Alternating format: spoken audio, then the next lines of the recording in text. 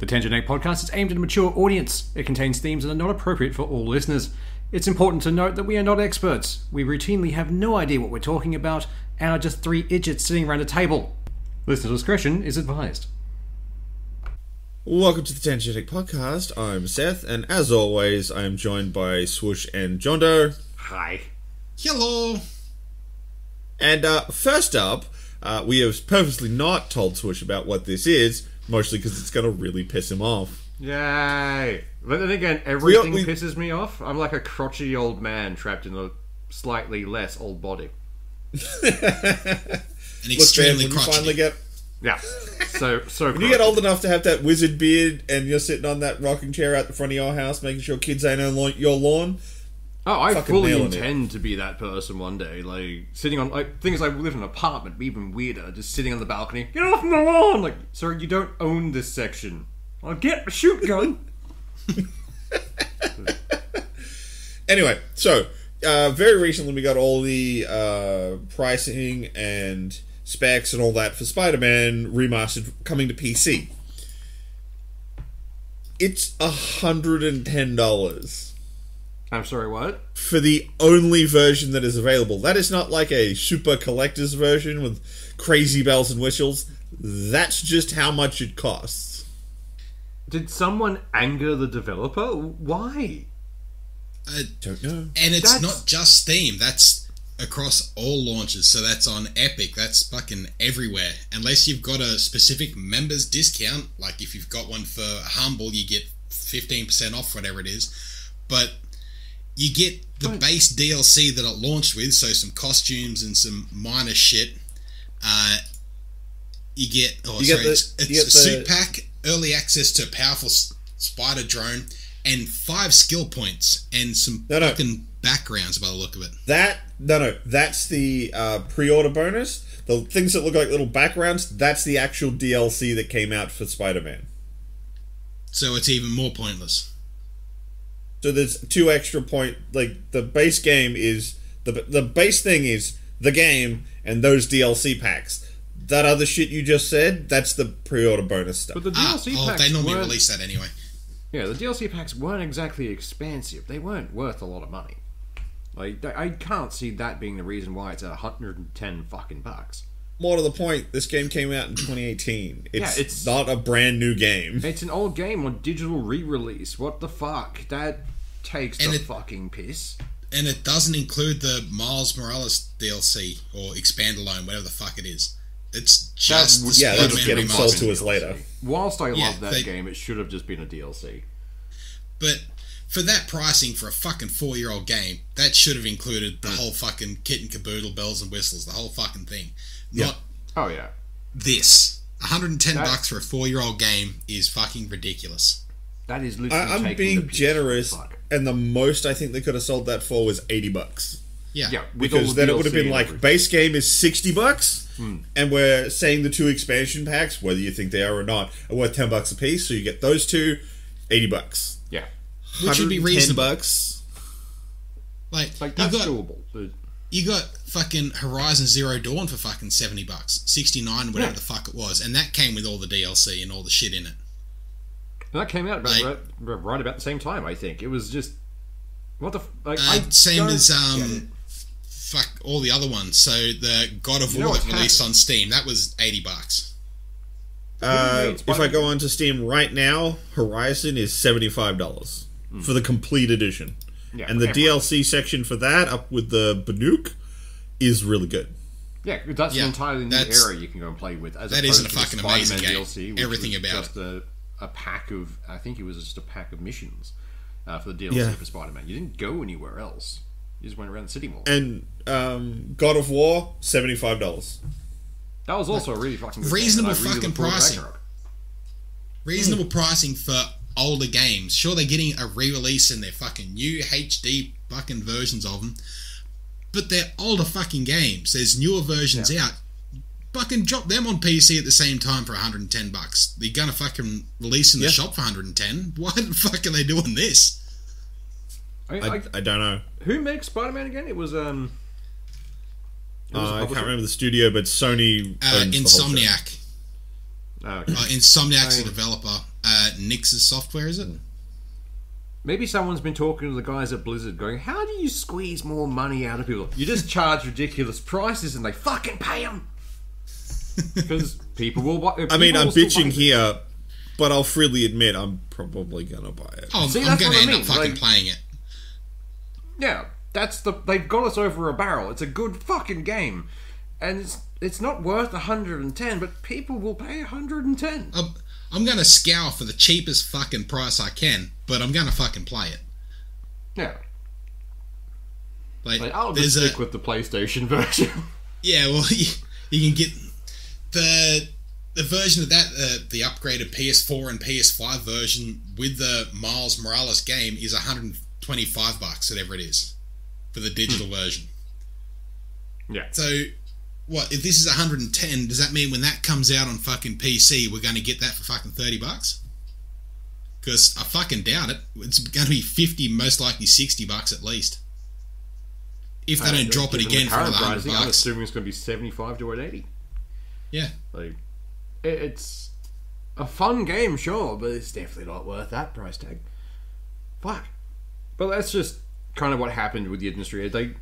Digital, like, you guys remember the first start of digital releases and that kind of stuff, where the prices weren't too bad for everyone outside of Australia. Somehow the Australia tax still affected us.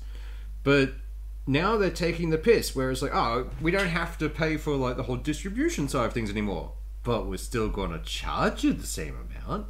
Like, no, fuck you. It's meant to be cheaper because you're saving money on costs. It's so, why, yeah. like, I get for they want quite to a make while more. there, PC versions of games were cheaper by 10, 15, $20 sometimes. Like $110 game in the shop, you might pick up for fucking $80 or $70 on Steam or wherever else. Yeah. Now it's just going away. They have no additional cost, but they're jamming that fucking price up. Tell you what, though, for $110, it better be a good fucking port. If it is a shoddy port, fuck. They're going to get their asses ripped. Yeah, absolutely. Because God of War had a good launch, but Horizon didn't. No. Yeah, Horizon didn't have a great one. If they drop, like, Horizon Forbidden West for $110, I'd be happy. It's a fucking new game. $110. That's money in the bank right there. Game, that one. Fuck, I'm really hanging for when they eventually bring it to PC in 3 years fucking time. And still want to charge $100. Yeah, that's pretty optimistic. Like, yeah, I know. I think that's the current real fucking optimistic thing they're working with. I think Sony's thing right now is something like a 3-year wait time for first-party titles. But why? What? Like, because they really want you to buy their plastic box. Yeah, fair, but at the same time, like, to me, a substantial amount of time between a console release and a computer release is like a year. To me, that seems like a good point. You can still get some hype behind that. But now, when you get to a point where you have to go back and HD remake the game to get across the fucking PC, no, you've waited too long. You've missed your chance. You don't get to charge like AAA rating. Fuck you. Not even wait a year. Wait for that next major DLC content drop and then do your fucking PC release with the content drop. Charge your full fucking price with it, but make it worthwhile. See, I'd love that, but I will guarantee you it'll probably never get less than a year because they always want to be able to hit at least one Christmas period. Yeah. But if you release your they game always in want to January, do that at least once. Like, you release your game in January, you're not going to get fucking Game of the Year. And by the following Christmas, no one's going to want that game. They've either played it or it's gone out of the fucking mind. You say that, but I'm pretty sure Elden Ring is going to top a lot of Game of the Years this year, and that came out in February. Yes, but it wasn't There's January. a lot of fucking games that come out this fucking year.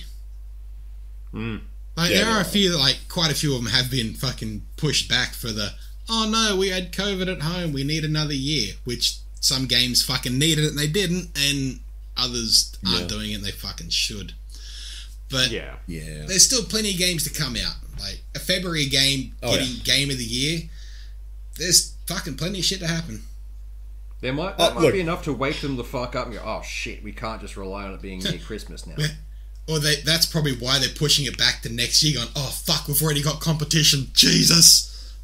What happened? I swear that happened last year when things were coming out. It's like, we're just gonna delay till next year. It's like, you just realised you're out of the running for Game of the Year and don't want to fucking take the hit. Like, that's all it is. I mean, sometimes I would agree with that, sometimes not so much. Like, I definitely think a lot of the games that got pushed to the back half of this year / early next year were just like, we're not fighting Elden Ring. That's a fight we're gonna lose. Pretty much. I'm saying Elden Ring like every game that comes out in February is that big. That game is different. I will completely admit that. I'm cherry-picking my data. It is essentially the Jaws of the gaming world, because that's what happened with, was it summer blockbusters, apparently. Jaws made it so that summer blockbusters were the thing, because people were just escaping the heat in, like, American summer. We'll just go in here and watch this silly shark movie. And then everyone loved it. And now all the blockbusters come out during their summer. So it changes the weird timing for things. And I'm waiting for that to happen again with gaming, because it switches every so often.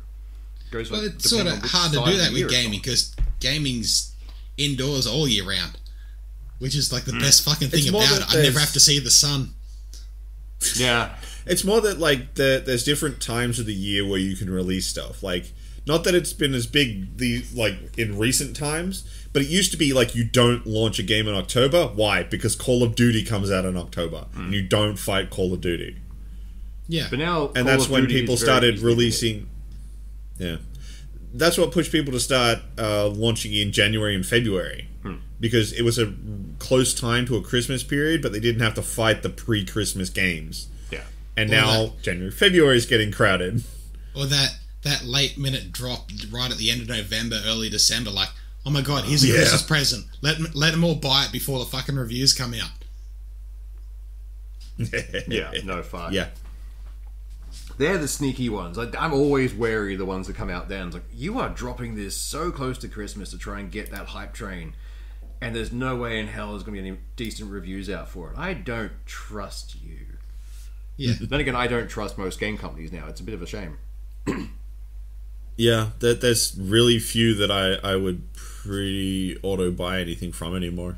There's a few times where I go on like a game-by-game basis. If they do a good game, then chances are the next game that they put out I'm going to get, just if they've done something solidly, like perfectly well done. But even that, like Witcher 3 to Cyberpunk. Yeah. I would have said fucking Mass Effect to Anthem. Oh god, Anthem. Well, there were plenty other reasons why fucking Anthem got gutted. And I remember we tried. Yeah, but I mean, like, Andromeda. Who the fuck trusts BioWare anymore? Oh, it's a dead name straight out.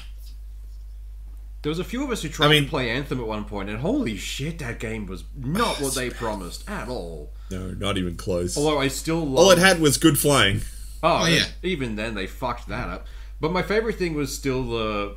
what was it? The gameplay thing they did with real gamers, where it's like, that is not how gamers talk. So someone else dubbed it over with proper gamers. I'm like, yes, this is what I want. Anyone who fucking does those trailers... the one I remember is from back when they did... what was it? That Ubisoft one in the city. Division. The Division. Yeah, that. And they had they had the group of people being like... Fuck you, Johnny. They had like... leapfrogging through cars and shit and covering each other and all this. It's like, no one plays that game like that. It's run down the middle, fire gun. I guarantee you, if it was the three of us doing that, it's like, oh, the swoosh is coming in. Fuck you, buddy. And then suddenly I'm being shot at in the knees. Yeah. Like, that's how we function as a unit. We're not now throw a turret at him. Ah, great. Ah. We all know where he's going to spawn. Set up the landmines. Yeah. I reckon I can ping this flashbang off his helmet and get it around the corner. But that's how most gamers function. We aren't cooperative in that sense. Unless we're getting the shit kicked out of us. Then we pay attention. You're a dick to everyone, including your mates, until someone picks on your mate, and then it's fuck you. Oh, especially your mates. Yeah, that's the whole only you're allowed to be mean to your mates. Other people can't. No. Someone else gets in that, and you are the most well-oiled tactical... Like, fucking Marines wish they were as good as gamers who are fighting back against someone who's fucking with their mates. Like, I used to play a lot of Overwatch, and sometimes I really do miss the banter, because it was like a 3-man stack with me and 2 other mates, and Well, one of these mates is like me. He's a loudmouth who will happily sit there and rip onto people and just be a dick. The other one will snipe people. So he'll just sit there and wait. And then wait for that perfect moment. And then, boom! There goes their self-confidence. It's like, oh, fuck. That was devastating. Well fucking done. That was amazing. He's quit the game. Excellent. But, banter in games. I do miss that. I need to get a working computer again. One day. Soon. With any luck. So, let's go find moving on. A thing we found out. We found out this week. I don't know how long it's been a thing. Probably a good long while since we're finding out. We are a bit slow. Well, relating to last week, we talked about all China's shit with porn bans and all this kind of stuff, and their new brainwave reading helmet. We found out that apparently people have been getting around that porn filter by setting their Steam backgrounds to shit. Yeah, and apparently it doesn't flag. Yeah, no, it's well done for finding the flaw in their little system. There was a thing wondering why this particular bit of software sold so quickly on Steam, and then they did some digging, and people they're acquiring USBs of porn and then setting that as a background filter, so it filters every few seconds. So that's a way around it, I guess. There's a black market in USB porn. Who would have thought there'd be a black market for porn in China at this point? Let's just... Why? After all the bootleg DVDs and everything else, now they're smuggling in USBs of porn. Good luck to them. Yeah. It's like waiting for the market stall with internet. Nerds would still... Oh, yes. The little market stall on the side of the street as you're walking past. Mister, here's your USB. Oh.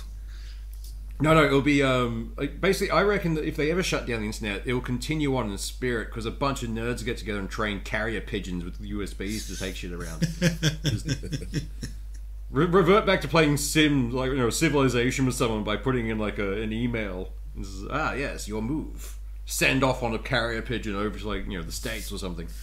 It comes when back, the internet is gone and all we have is meta. The dark days. All hail the Zuck. Yes. So, I think the only other notable bit of news we've got this week was the company... Oh, fuck, I had the article up. Where did it go? They do like God damn it. The second you need Why did I close the goddamn article after I found it? So... I think it's Wizards of the Coast owns D&D, don't they? Yeah. Yes. Yeah, so WotC commissioned a poster to be made for the new D&D movie, Honor Among Thieves. Yay. And, they accidentally went and used a piece of artwork from Pathfinder, not from WotC's owned product. I just find it funny that the movie's called Honor Among Thieves and they've technically stolen content. Well, that poster has been pulled by WotC. Yeah. God. So you can't even that's no longer an official poster. With its little bit of stolen artwork. The value of those posters, there is a market trade for fucking movie posters, and for some that get pulled or that aren't viable for certain areas, they're fucking worth a bit. So if anyone manages to jag one of those, in a few years' time, if the movie is an absolute fucking dog shit, might be worth something. I will be very disappointed if they don't at least have a few of the stupid tropes from D&D. I want one character to die horribly, and then for them to meet his, twin brother in the next tavern, and just join the team with no explanation. Or the first quest giver, they straight out murder hobo, just stab, and just, where's my XP? Why? Why would you do that? It's I don't know, I wanted to do the thing. He was shady. He was sitting in a corner, wearing a full cloak in a tavern. He was clearly evil. he looked like he had things in his pockets. I wanted the things. That's or even it. better, what, they have a meeting with the king or something. Just walks up and stabs the Grand Vizier. Why? He's clearly evil. Look, he's got a little twirly mustache. He's wearing purple. He's clearly an evil person. it's Hollywood, so of course there's dragons in the title. They're going to have to face a dragon at some point. If whoever the bard doesn't try and shag the dragon, are they even doing a fucking D&D movie? I just realised what I want. I want Sean Bean to be in this movie playing the character that dies and keeps getting another character. The murder hobo. just the idea of oh, this is my character Larry. Larry dies. Oh, this is Larry's twin brother Barry. He's off to avenge his brother. Fuck, he's also gone. It just Gary? keeps getting more and more. This is Gary. Eventually, he does one that's just Sean Bean in a wig. This is Sally. Not going to lie, I would pay good money to see that. That would make the movie worthwhile watching. Oh, it could be a bomb and I'd watch it forever.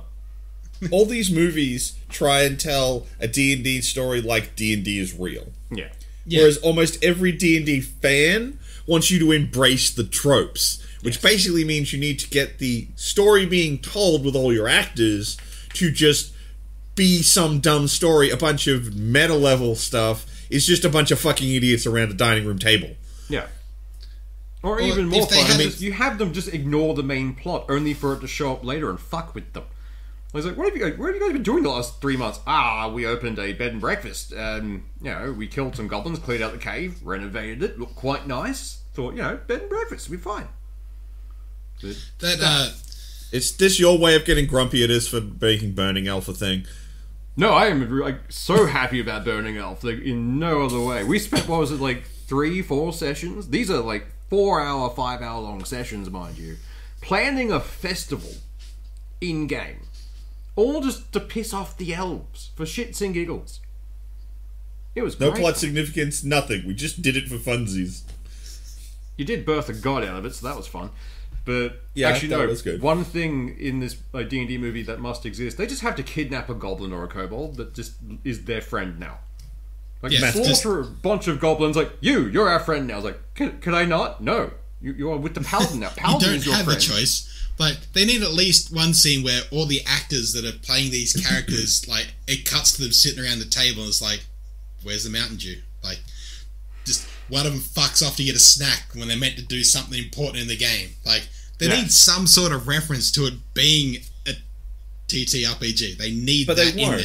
No, they won't. They'll play it as though it's a fucking sword and sorcery fucking Game of Thrones movie. Do you remember the old D&D TV show, the cartoon? Yeah. The kids who just get fucking thrown into it? And the first thing they fight is Tiamat? But no, I want that kind of thing, a bunch of nerds hanging around a table, suddenly they're thrown in Jumanji style into a D&D game, just to watch these guys flounder, God, what do we do? How do I do the magic missiles? Look, man, we've discussed it many times, and I'm still absolutely on board with it. It needs to be the Muppets playing D&D, and then actors as the characters, but they're voiced by the Muppets. Oh, I would love that so much. Only if The Rock is voiced by Kermit the Frog. That would be amazing. I think they already... See, I don't really want that, because they already did the nerdy guy is The Rock in the Jumanji movie. That is true. What about Terry Crews? He hasn't had his nerdy guy thing yet. Yeah, but I want Terry Crews to be played by Animal. Actually, no, that would be amazing. Animal as a bard. An orc bard playing the drums. That would be amazing it'd be in so many ways. Fucking mint. I'd like this movie if they had a complete TP, total player kill. All they're trying to do is cross a stream. They just get washed away, heavy armor, gone, over a cliff. And then they all pop back. Oh, no, okay, we're going to do that again. That didn't happen. Retcon. Oh, shit. But you have some of the dumbest deaths in D&D possible. I had a guy die when he went fishing. It was that fucking bad. And it was literally one of the greatest things of role-playing I've seen from a different player, the one who didn't die. So, the context of this is, this character who died got separated from the group and ended up falling down some rapids and got banged up. He had 1 hit point left, but he'd washed up on a beach. So, alright, that's fine, I still got all my gear. I'm going to take my gear off so I'm unarmored so it can dry out. And I'm going to start a fire, and I'll go fishing, that's fine. When he got separated from them, the rest of the team were fighting this thing that could steal people's voices to try and lure them away. And they chased it off, they hadn't killed it. So, okay, we'll have to keep going, we'll walk around and see what we can do. So they've gone to try and find this guy. whose voice, coincidentally is being used by this creature to lure them. And they're not far off. And he's gone, you know what, my character's probably hungry, he's going to go fishing. And instead of wrapping the wire around a twig or anything, because he just had fishing line, he didn't have anything else, didn't have a rod, he wrapped it around his hand, his unarmoured hand, and then went fishing. And he rolled a natural 20. And I didn't want to be a dick, so alright, fine, I'll pull up the stats for just a barramundi, a decent fish, like a river fish. And roll your strength to reel it in. He rolled a 1. The fish rolled much higher than he did. So he got pulled in. And because it did 1 hit point of damage, and he was already on 1 hit point, he was reduced to 0, meaning that he passes out. So his character passed out and was pulled underwater. So I figured, bugger it, con save, you've just gone into cold water, natural 1 again. Just, the dice wanted this character to die. And eventually it got to a point where, through me not really wanting him to die to a fish, giving him so many chances, and him yelling out for help, where one of the players heard him, and the rest of the team's like, oh, such and such is in trouble. He's like, no, wait, that's that fucking thing again. We must be extremely cautious and move at half speed. And they let him drown. It's one of my favourite player deaths, simply because I have a god who collects dumb player deaths, and that was the first one that he's like, no, that's mine now. I collect this soul. You need that kind of levels of stupid.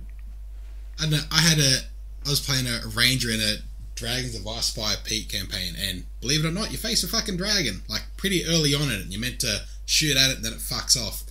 But my ranger, before looking at the dragon, there was a big splash of mud, which apparently got in the eyes, because I rolled nothing but 1s and very low rolls to spot this dragon landing, so I bumped into the legs of it and was promptly killed. Gone. Yeah. Just could not fucking save myself for the one character's meant to be able to fucking see shit everywhere. No, couldn't see shit in front of me. Died. You gotta have dumb shit in a D&D game. If you don't lose a character to something fucking stupid, what are you doing? Very few deaths in D&D are the dramatic, sacrifice themselves to save someone thing. So many characters die in bar fights because the bard or the fucking barbarian get distracted and cause a fight. That or the player doesn't really understand how dangerous dice are. Yeah. I had a newbie player in a game, and they'd gone down in this big dungeon, and they'd gone down this big flight of stairs, and they were down at the bottom, and they beat the guy up and all this kind of crap. They needed to leave. And one of their allies took a cover off an area above them and could see them down below, so he lets a rope down. It's something like 500 foot of rope. And since we're in a non-combat situation, I'm generally pretty nice in those situations. If you've got a skill check and you have 0 time pressure, I don't know if it's still current in D&D, but I know it was in one of the rule books I read something, which is the idea of taking a 20. Yeah, if you're in a non-time press situation, you can essentially just assume you succeed. Do the thing.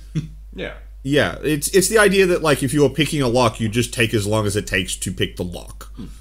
So the idea is these guys are like, all right, we're going to climb this rope up, but we're just going to take a 20. We're going to take our time, we'll do it, and we'll just pass it. One of the players had a negative on his climb check, so he's not capable of taking a 20. He has to roll the dice. Yeah. He gets 250 feet up before he fails. And then he starts to fall. That's a lot and of I'm like, okay, damage. You're gonna need to do a check to see if you can grab the rope and save yourself from dying. He's like, okay, so that's a dex check. Go ahead. He passes the dex check, but it's like, okay, cool. Now you need to actually do a strength check to not just whip junk your shoulder out and fall to your death still. Immediately fails it. Yeah. Just bro, there was a flight of stairs. There was literally no reason for you to be rolling dice right now. The party just wanted to take the fast way out. That's it.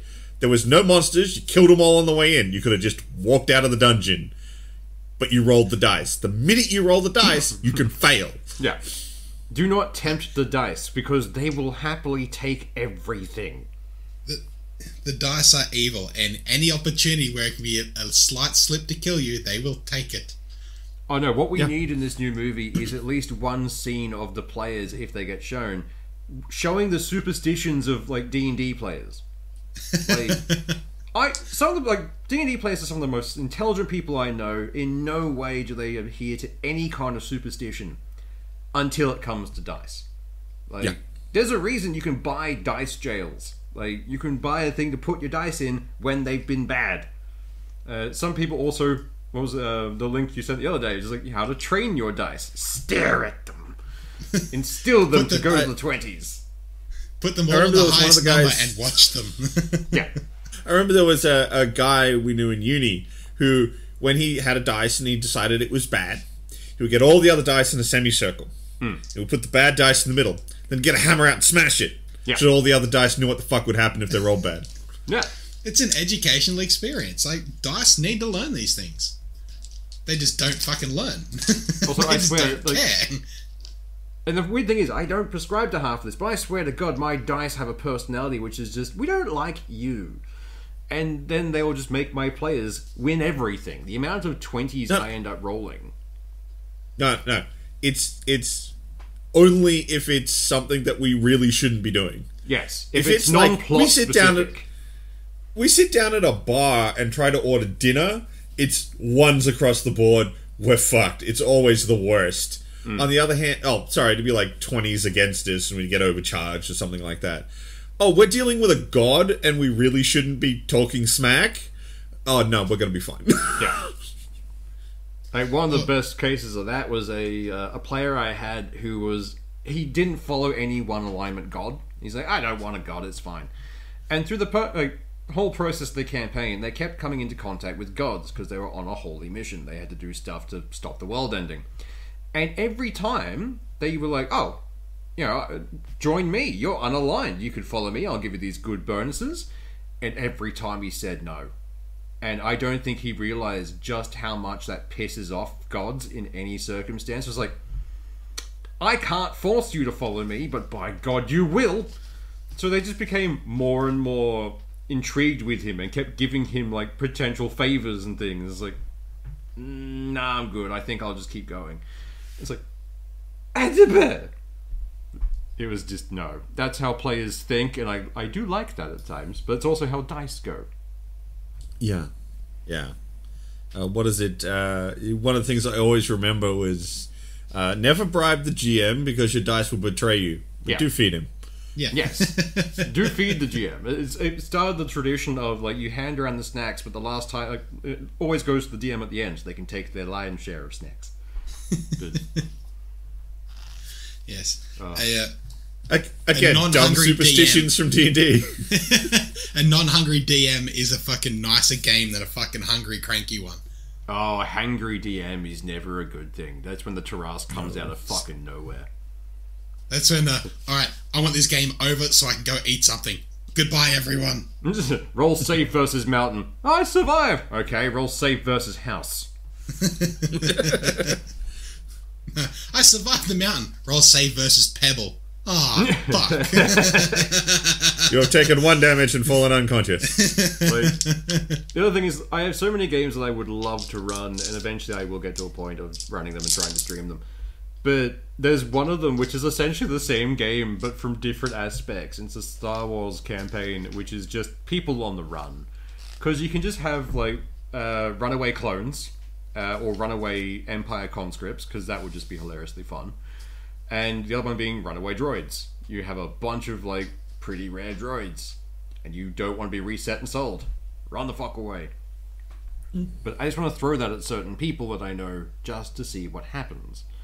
Like, that kind of weird... Yeah, I'm currently running the game I've wanted to run for ages, and it's not going the way I thought it would.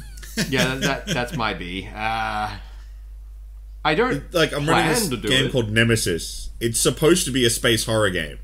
And I've been trying to kind of run it that way. They did a couple of things on a space station with some gangs, and then they run a prison that's run by a body horror power system. The power source was then people. there were... Yes, it was. And then they got sent on this mission to go murder a guy, and the game session started with setting foot on the planet. How do we murder this guy? By the end of the session, it was, how do we boost a train full of donuts? To be fair, there was a logical progression. It's just really, really weird logic. I mean, it's mostly just you murdering fucking donut shop staff. That wasn't me. That was another player I left unsupervised for about 5 minutes while I cleaned up his previous murder. Like, I was literally cleaning up a murder he did, and then he murdered another person. And then he went to a different donut shop and did it again. Well, we Where had to did the keep donuts planning come the into it? whole Like, thing. was the donut shop a planned thing? No. Or was it just oh fuck, I need they a just filler, want donuts, and it just fucking escalated. I've set up in this setting that there's this company called Galaxy Donuts. They're fucking everywhere. They're basically the Starbucks of this setting.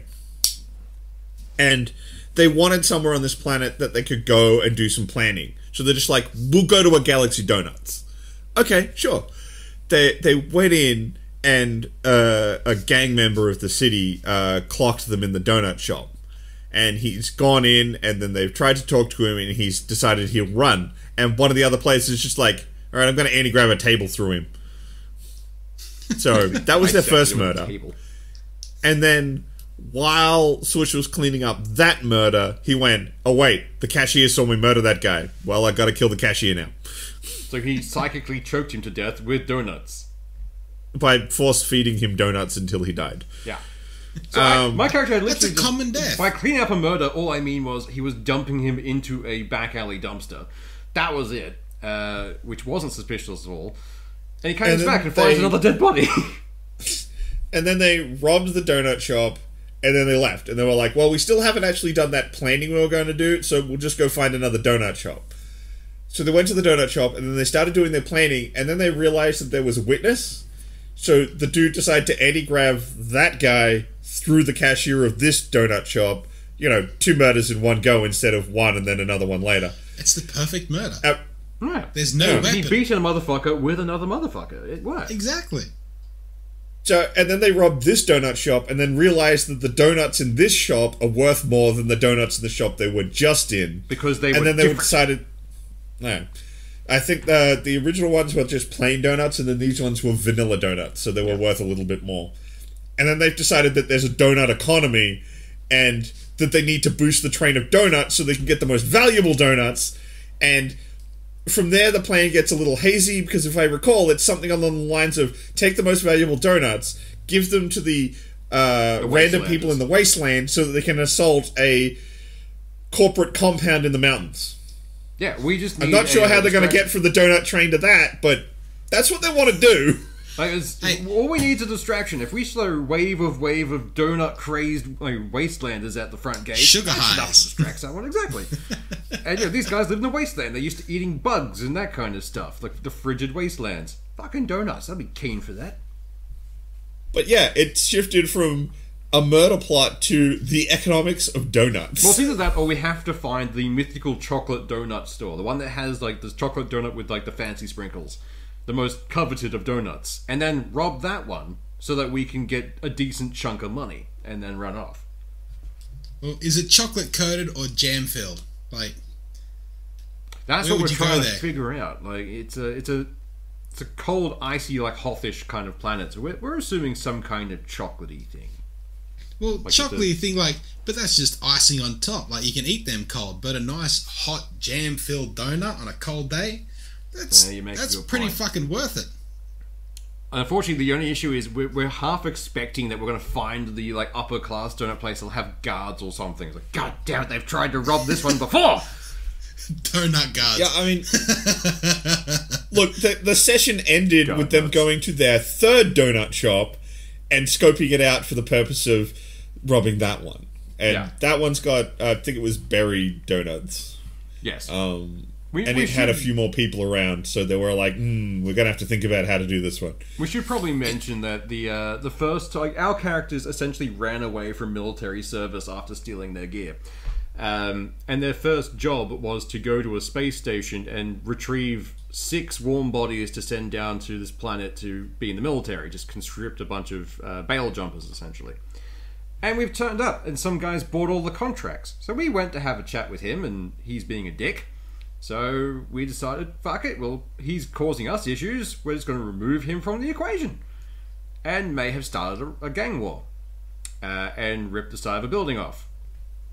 So that was fun. No. You're skipping over the best bit where your NPC, when you told him that there was potentially gators below him, immediately pulled out his flashlight and nearly blew your cover.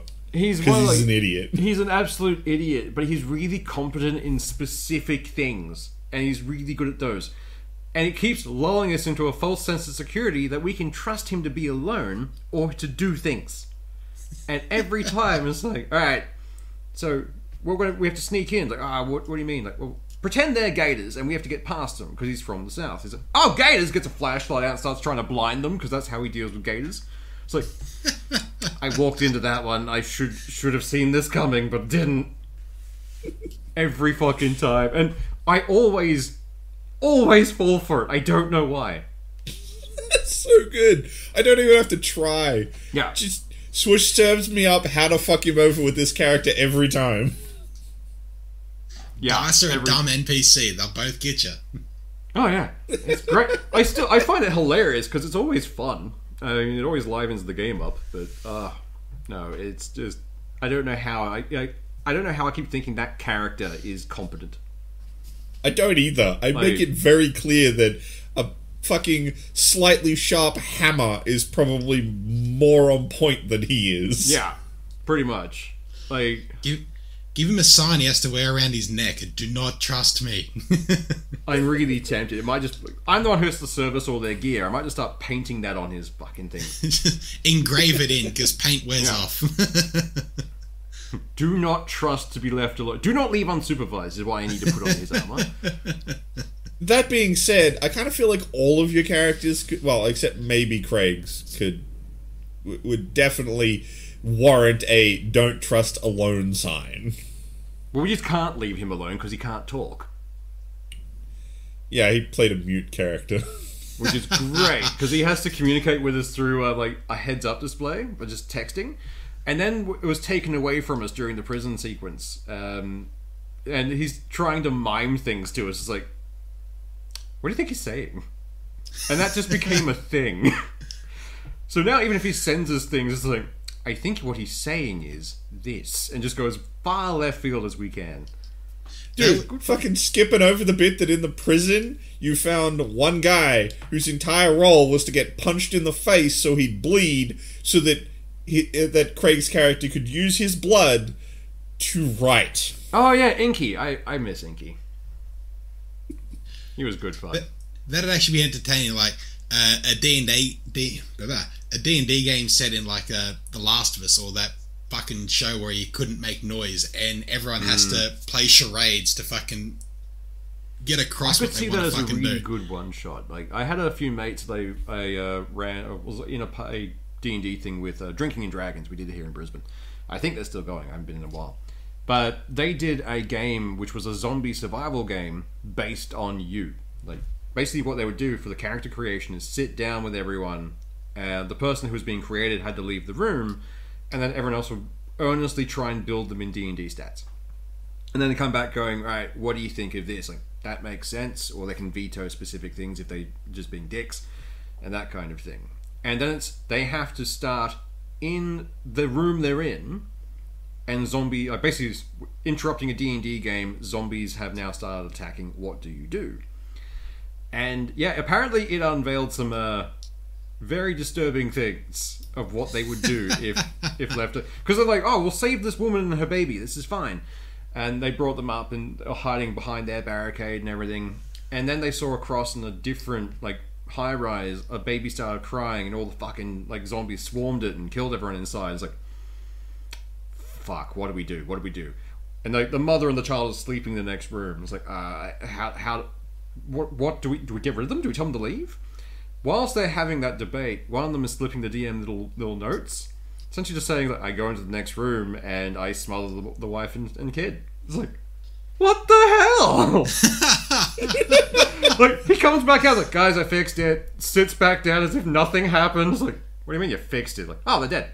It's like, that kind of thing I would really be keen to play with certain people just to see what would do. And it lets you test out zombie invasion plans. Why not?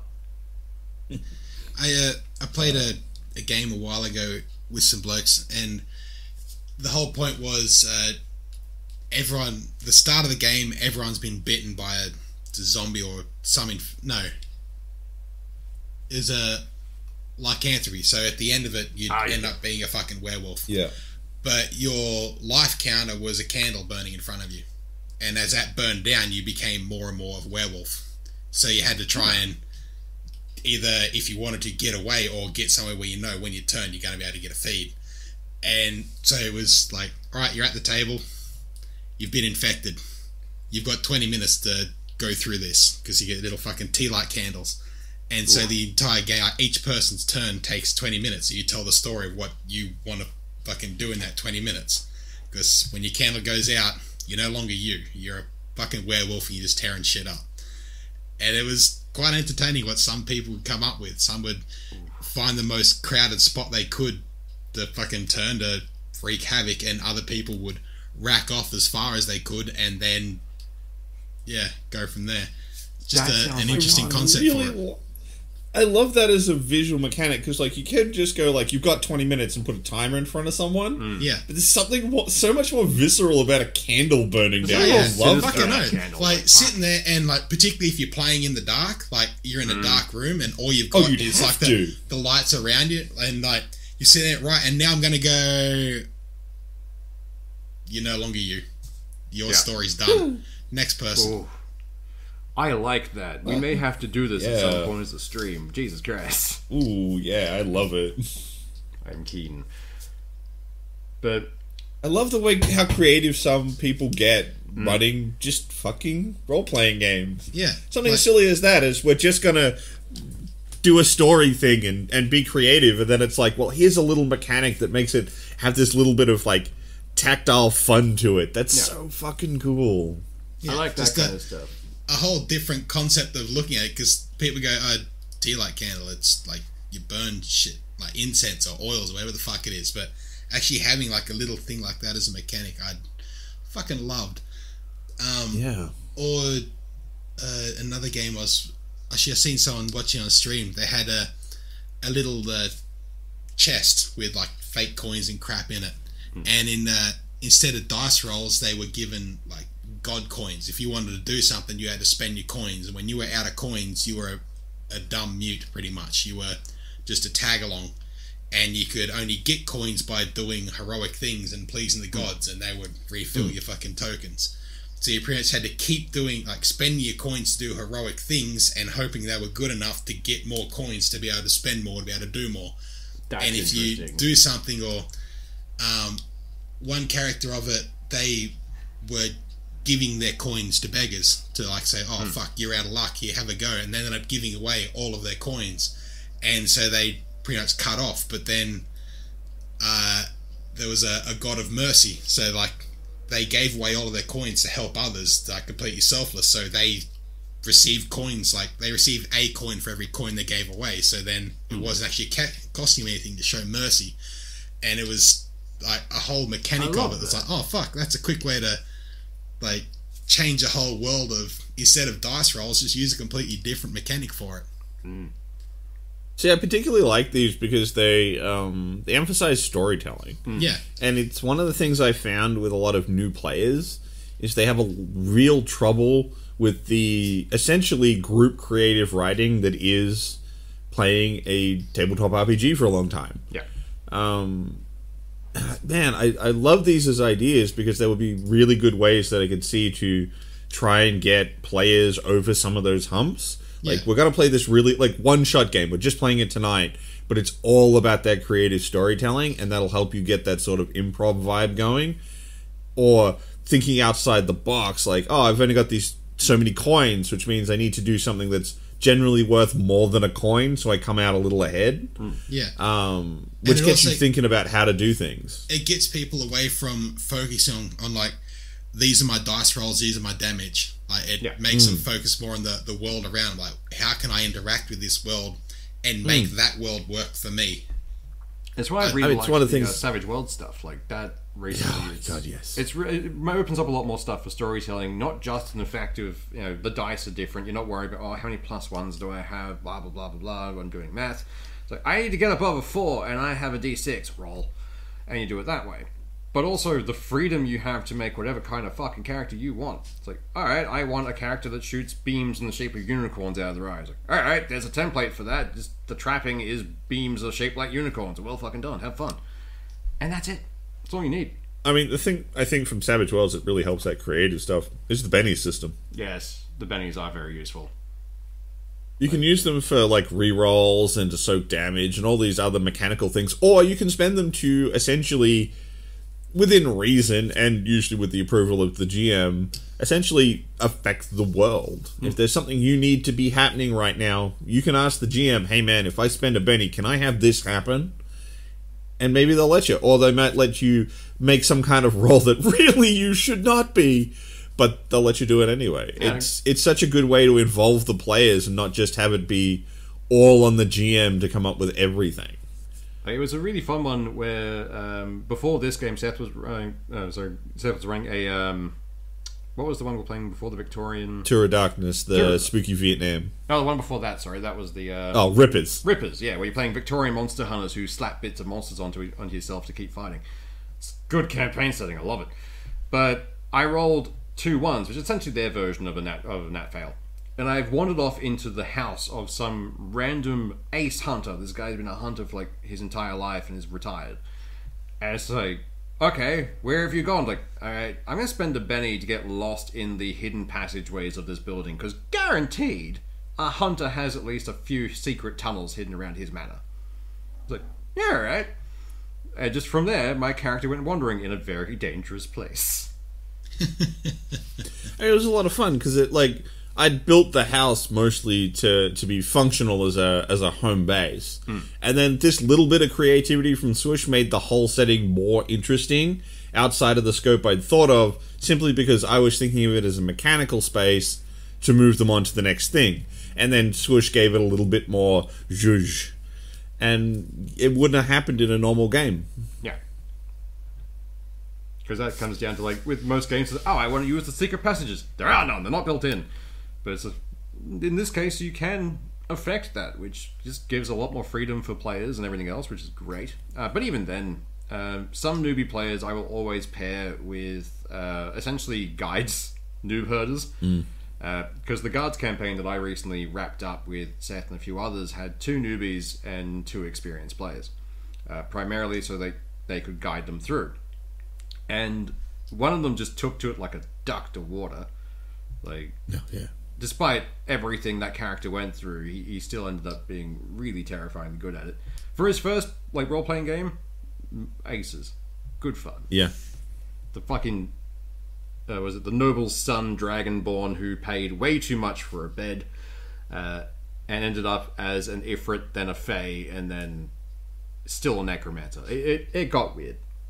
Yeah, it did. That whole campaign got real weird. You turned a guy into ragu. Yeah, we did. We did. They cooked a gang member.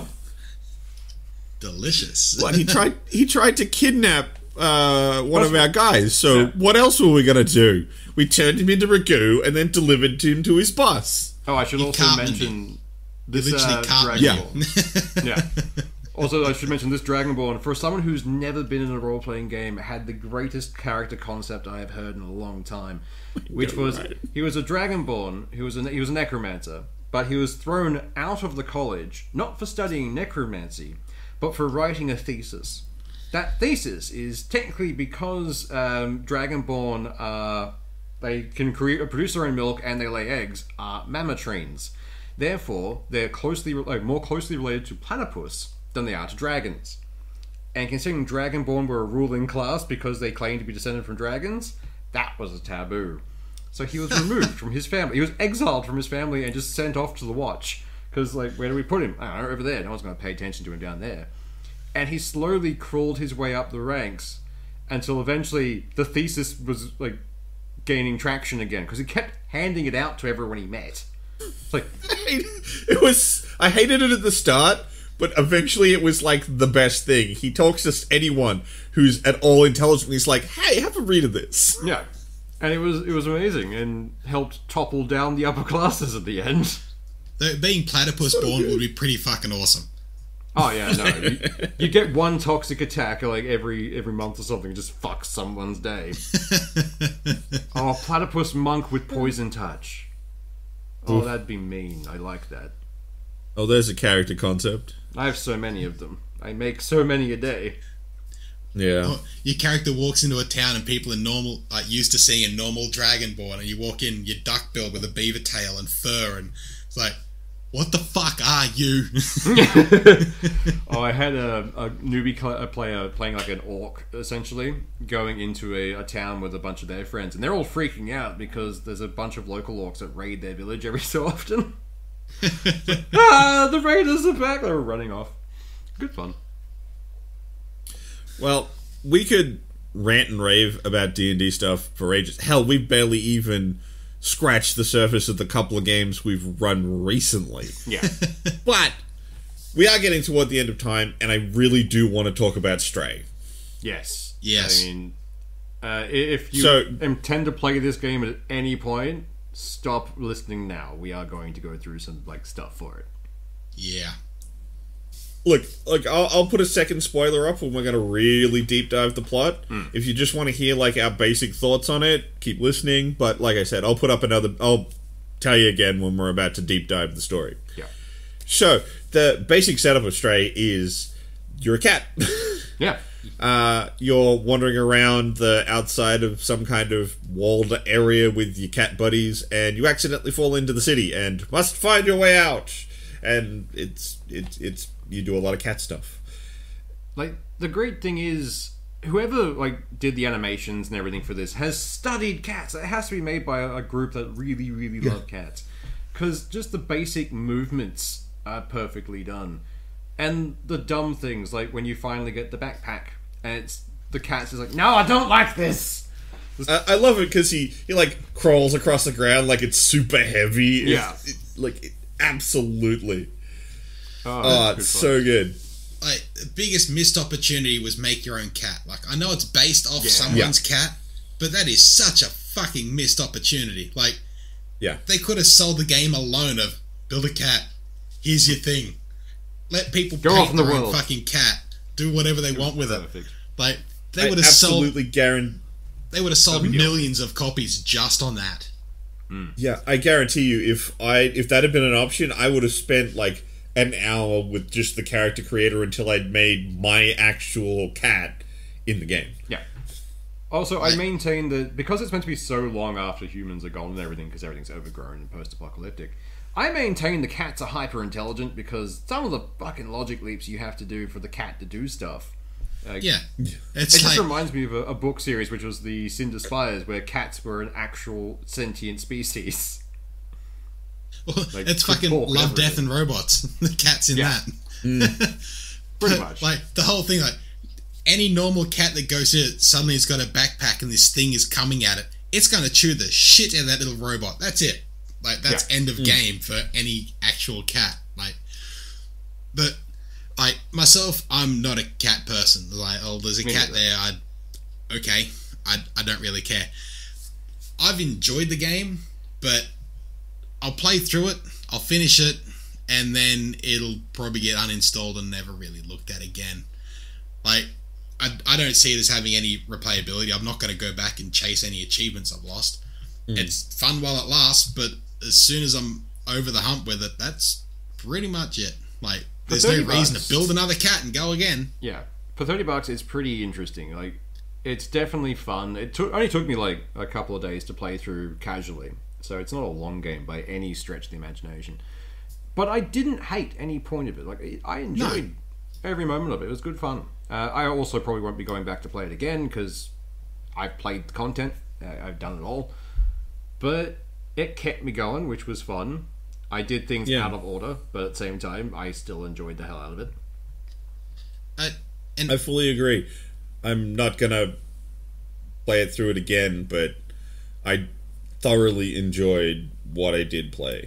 I want more people to play this game. I'm not particularly concerned. And I mean, like you said, I think it might actually be about $30-something. I think it was $37. 32 for a launch special thing. It's less than $40. Is my point. So even if it's short, even if it's like very focused on a particular vibe, it's not asking an awful lot of you get $40 to come worth and of play. value out of it. Like the first couple of hours of just the cat doing cat things is you get the fucking $40 worth of value. Knocking out shit of off shelves. Yeah. I spent so long in every room just knocking shit off shelves, like ah, Yep. or like knocking over tables for shits and giggles. It was like, I'm a cat. I'm going to be When an they have asshole. that section right at the start where there's the set of paint cans. Yes. Oh yeah, Knocking every fucking paint can You over. didn't have to, but it's like, God, I'm not leaving a single paint can here. Or every yeah. video I've seen of people playing this, and they get to that section, everyone hits every can. I've never seen anyone just like, no, I'm not going to knock a can off. Everyone's like, I'm an asshole cat. I'm another asshole cat. I fucking love that they bothered to animate an entire animation, and it really is the little like The little foot paw pat that taps. cats do. Yeah. Like, so this is well the done. thing. Like, I've had a few people say that they would really love it if they had a different animal. Like, a lot of people say they'd much rather the game if it was a dog or something like that. I think the only problem with that is clearly the people who made this game, they really love cats. Yeah. They spent a lot of time making sure this cat feels like a cat, does things like a cat.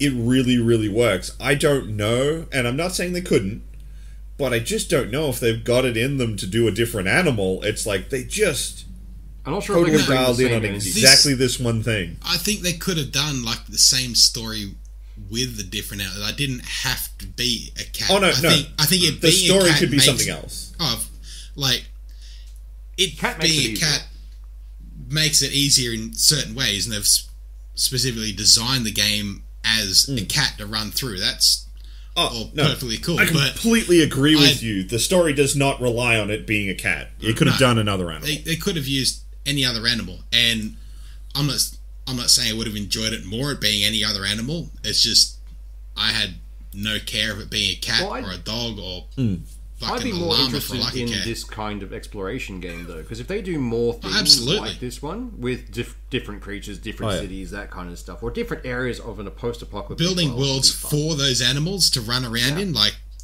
to use the traits of those animals, that would be a whole fucking new genre game that I would be thoroughly behind. Oh, yeah. Oh, I'd enjoy That'd it. be pretty cool. Absolutely. Because it's also a Like- visually stunning game. Like, it's It very is. simple stuff, but you're looking going on those little, like, they have elevators which are basically buckets on a wire for the cat. There's everywhere Which is you a go. great idea. Like Oh, that it's cat amazing. hanging out with little paws up. It's like Yeah. that thing's pretty fucking cute. All right, it's a cool cat. It's adorable. But it's like, you look down over certain sections with these little, like, mite things that are chewing on stuff, and it's You all... mean the head Berserk. crabs? Yeah, the head crabs. It's all They Zerg goddamn looking, head like, crabs. hive-based, and it looks freaky as hell, but at the same time, like, so interesting. I like all of this. That was actually one of the things I really liked in that game. As you keep going higher, it keeps making sure you can still see where you started. Yeah.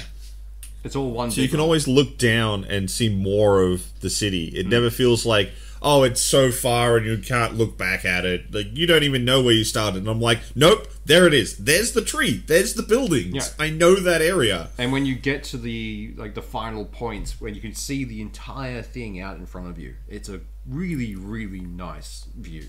It's pretty good.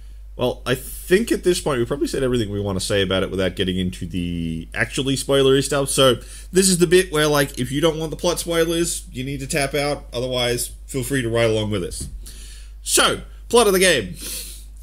Cat not with the family now. This is the sad thing. Fall down hole. Yeah. So basically the whole game is you trying to get out of this city as the cat, and shock horror, you do pull it off. The rest of the story is essentially a lot of environmental storytelling and other characters having plots and things going on around them. Yeah. The only one you're kind of connected to is this little robot you get pretty early on that helps you talk to the big robots. I don't know about you guys, but the minute it fired up, I was like, that's a person. Yeah. Yeah. As soon as there was like the dead robot on one side and there's a fucking pretty much a sarcophagus, like, we're going to get a robot, it's going to be a person, it won't be an AI. And it's just, yeah. Shock horror, it's a person, if you didn't know. But from there, you're like just exploring, trying to get away. But that's when they introduced the weird face hugger crab majiggies. Yeah, the Zerg. Why did they have to make them as head crabs? Like, they could have literally been anything else, but they're fucking head crabs, straight out. No matter what way you look at it. They're head crabs with fat asses. That's it. They're basically what would happen if you did a caricature of a head crab. Yeah. If you made a head crab for a kiddie cartoon. Pretty much. But I just like the way they actually explained what they are. They they made an amoeba thing to eat trash and then dumped it down in the lower areas. And then over the thousands of years that humans have been gone, they've evolved into this thing.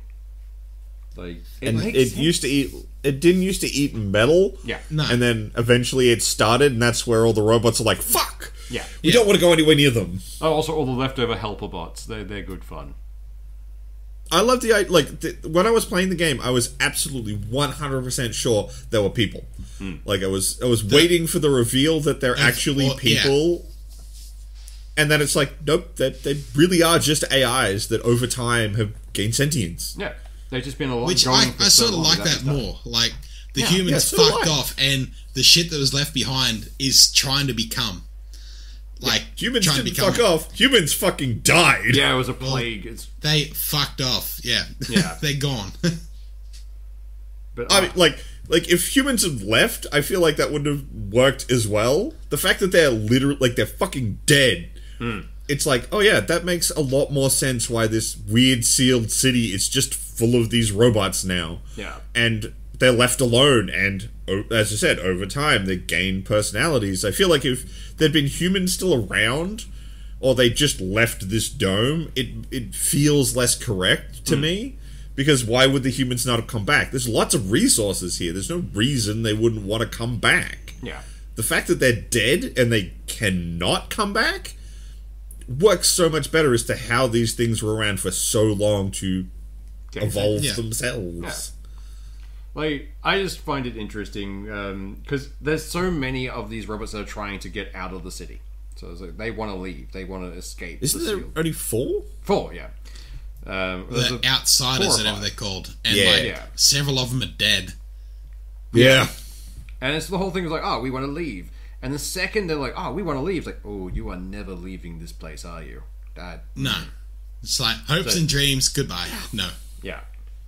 Oh, particularly the little robot that comes with you. It's just like, you know, we're going to get outside. I'm going to get you out of here. We're going to leave the city. No.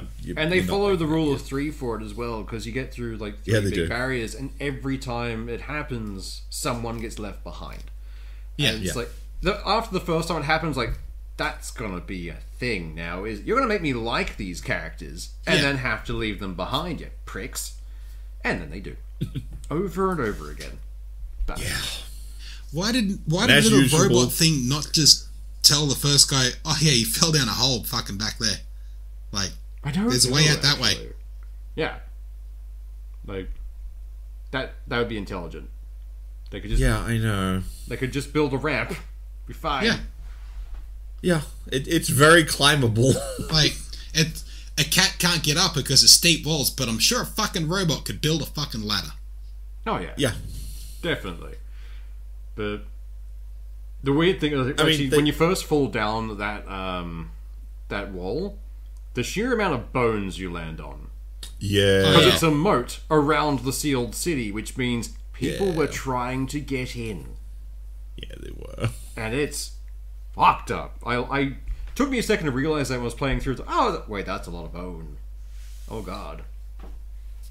I mean, the visual storytelling on offer in this game is fantastic. Oh, yeah. You really get the vibe, like, when you go through that first dead section that's just full of Zerk. Like, you get the vibe that, like, no one goes here. This is fucking Ravenholm. You don't go to this place. I just like the fact that then you go into it. I think they could have added a little bit more to it. Like, you start the game, you're a cat, so you get 9 lives. And then they make those little fucking head crabs considerably more vicious. You've got 9 lives to get through the fucking game. And as you go through it, you progress other fucking enemies. But if you can get through it 9 lives, here's the whole fucking story. Good luck to you. You get out. But you've got 9 lives to get out. I think that would have been an entertaining little thing. That'd be a nice hard mode, because I died a lot in that game, not gonna lie. I didn't. I think I died twice. I was a bit. It's not I a played a bit too particularly fast and difficult game. loose with the head crabs. I got a bit too close at times. Oh yeah, And they once you are got one very on you, easy to fuck. like. Just Yeah. serpentine, run into zigzag, you're fine. Yeah. The thing I actually found more dangerous with the sentinels, because they're one shot, you're done, and then you're just like dodging them, and you can see the laser blast hit next to you. It's like fuck. Yeah, that was fun. Oh god! Oh god! Oh god! Why? Just running in circles trying to escape. Like the collectibles in it, they could have changed instead of fucking like music pages. Sure, you're going to give them to a robot, but they could have just been something you found in the world and gave to him. Like, this cat's gone through this whole fucking thing and hasn't eaten once. Yeah. Like, Yeah. where are the mice? There's cats, there's obviously mice or birds or fucking something. Like, give a little more Something to cat eat. thing to do. Yeah. Well, I get the feeling the implication simply was that like there's life outside the city. Inside the city, it's robots or Zerks. That's it. Chop on But for souls. all the trash and shit that's around, there's going to Oh, be fucking... I know. Yeah. Because you can sit there and you can drink from puddles and that kind of stuff. It's like, come on, the cat needs food. Though, did you see in there, I think it's in one of the bars, there's like a bowl of food and like the little robot says, do they really eat this? And Yeah. like... It's just ramen. motherboards and like... Yeah. Like, It's it's, just like literally a motherboards bowl in of ramen. soup. Yeah. Instead of It's ramen. amazing.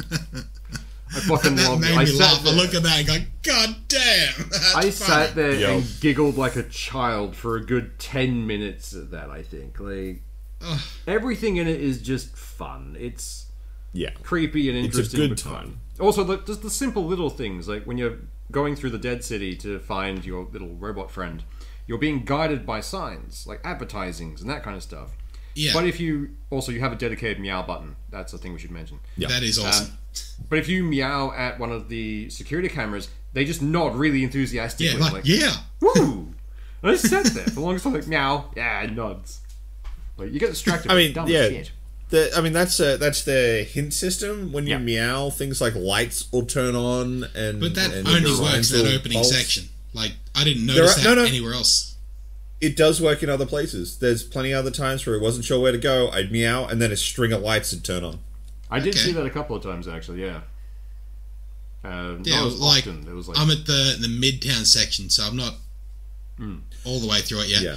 But once I got through that, like, that fucking lower city, and then going through the fucking sewers, the sewers are pretty much just run in that direction, get through it. Use your UV pimple popper to fucking clean these things out, and then go through the section. So you that didn't really section need a was whole lot of so guidance. satisfying, though. Midtown is probably where they stop giving you hints as much. I mean, it's like if you think of the game as in quarters, you're in the third quarter. Yeah. Yeah, I assumed as much.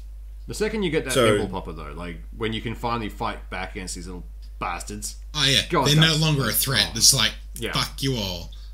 I saw so many reviews that fucking hated that. Why? They thought the being able to fight them was really bad.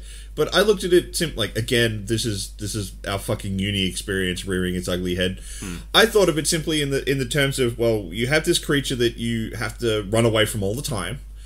One of the easiest things you can do to help a player feel good is let them fight that. Yeah. And you can still die to the Zerk even when you've got the UV pimple popper. Oh, yeah. But you can fight back. And then right after the Zerk stop being a threat in the game, they take the UV light away from you so you don't keep trying to use it all the time. Yeah. Because you don't need it anymore. They just replace That's it with a straight normal game flashlight. design. It's Yeah. add tension so that the lows get some highs, let the player feel powerful, and then remove an unnecessary tool. Yeah. But reviewers fucking hated it.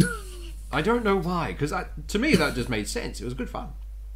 Playing through it, and as soon as we got through that sewer section, I thought straight out, we're going to lose this thing. It's too fucking useful.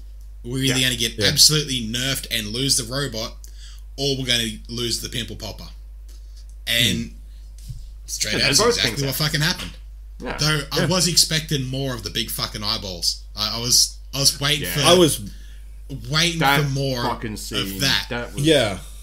that That was really creepy. fun. Fucking oath it was. Round that corner, it's like, hello. no. Did you also just sit there and try and shine the light directly in the eye? I did. Yeah. I really did. Yeah, same here. The pimple popper works on these things. Why did it not work on the eyeballs? You should have been able to pop every fucking eyeball. Yeah. I sat there for a long time just shining this light directly in the pupil. Like, go down! Stop looking at me! Or have it so, like, those eyeballs, like, as you progress through, they're like the next evolved stage of these fucking head crab things. Like, and so they're like an eyeball spaghetti monster. And so now the UV light doesn't work on these, but they work on the fucking head crabs, so you still got to keep it for a little bit. That's what I was waiting for. Same. The big thing I was waiting for was like the minute I saw all the walls covered in eyes, it's like, so the mold thing's intelligent. When are we going to talk to it? Yeah, I also thought that. But no. But yeah. All in all, I'd highly recommend it for everyone to play. Yeah. Like, absolutely. Good. For an actual, like, pretty decent fucking story to get people into a game, like, it is pretty on rails. There's a few things where you can go left or right or whatever, but it's all pretty much on rails. But it's a good fucking story. I rate it in the same way that I rate Journey and Abzu. They're gorgeous games, and they're just the storytelling doesn't involve any real talking or anything. It's half the time. Or you ever played Thomas Was Alone? The little fucking reptile jumping game? Yes. Like, it reminded me very much of that. Like, you're pretty much just an item in this world, and this story is being told around you. They put personality into Tetris like blocks. Fucking oath. Yeah. Like, you actually gave a fuck about these little blocks of colour. Like, that's fucking magic storytelling right there. And for me, not really giving a fuck about cats, like, playing through this game is like, I actually like this cat. This cat is pretty cool. Yeah. Like, that's worth it right there. 100%. That's the glowing endorsement. Okay. Yeah. Dan likes the cat in this game. This cat is an arsehole. I like it. Non-cat liker enjoys this game. Well, with that being said, I think we need to wrap things up. Yeah. Y'all have a good one. Let up. Cheers. See ya.